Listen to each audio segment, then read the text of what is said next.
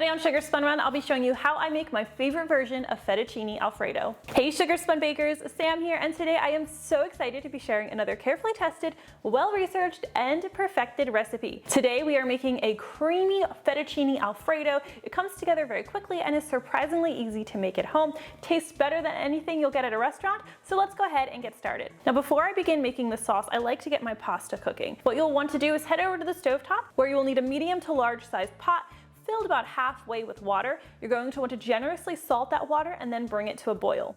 Once the water is boiling, we'll add our pasta.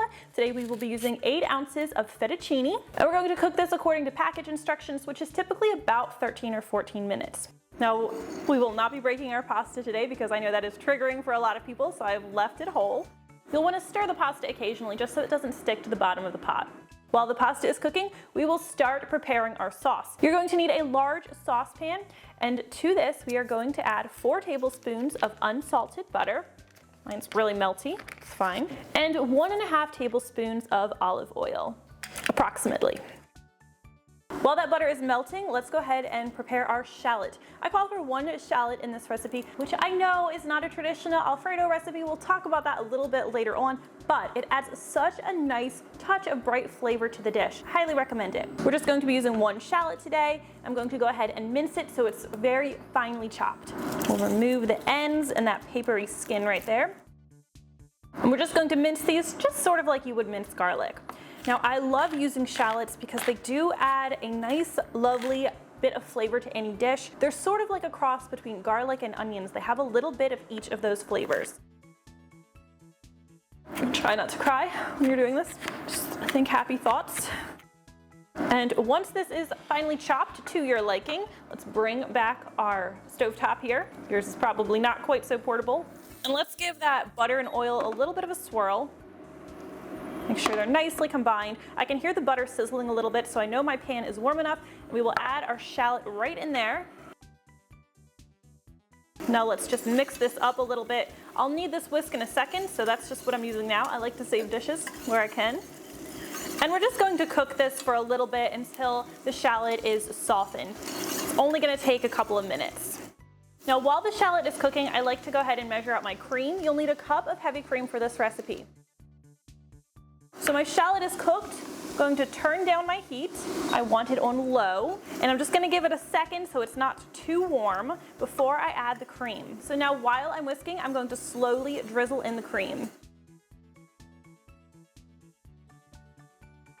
And we're just going to whisk this constantly for about a minute or so. Now I know I am going to get some pushback on this recipe for a couple of reasons. First, I'm using a shallot, which is not traditional, but like I said, I stand by it. Second, because I'm using cream. Now, traditional, authentic, the first fettuccine Alfredo ever made did not use cream. However, I am not here trying to give you the most authentic version of fettuccine Alfredo. This is certainly an Americanized version. It is absolutely delicious. I would happily rival it against anything you would get at a restaurant, and I think you're going to absolutely love it. Like I said, I'm not here to give you the most authentic version. I am here to give you a tried and true, delicious version that will knock your socks off, and I really think you're going to love the way this one is made.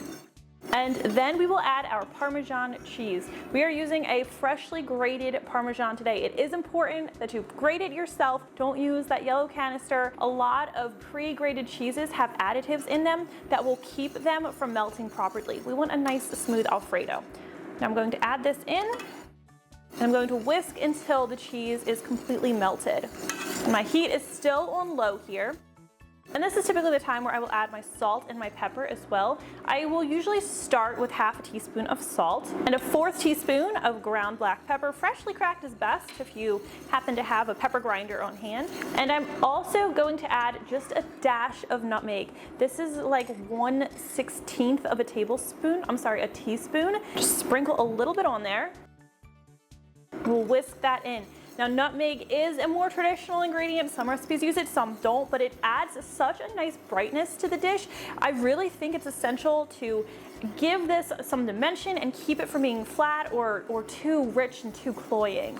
So at about this time, your pasta should be finished cooking. Now before you drain your pasta, this is super important, you're going to want to reserve some pasta water. Just to be safe, I will usually measure out about a cup, maybe 3/4 of a cup, and set that aside. Then go ahead and drain your pasta. So I have grabbed my pasta And now I'm going to add this right into my pot.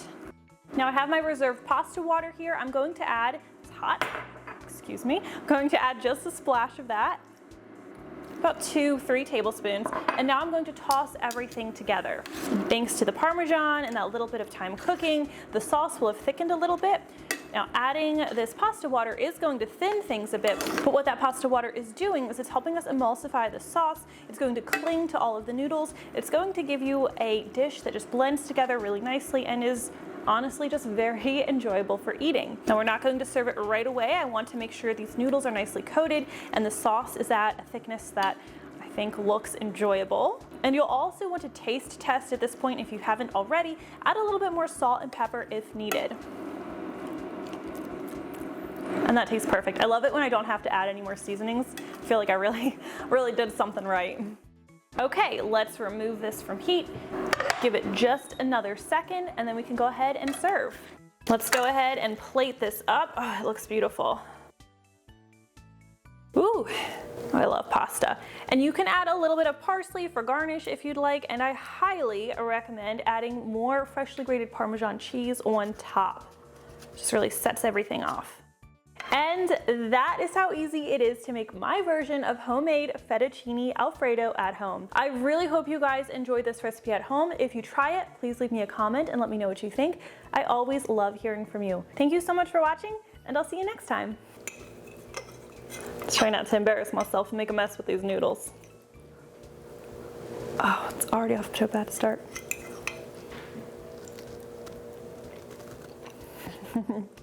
I really can't wait for you to try this.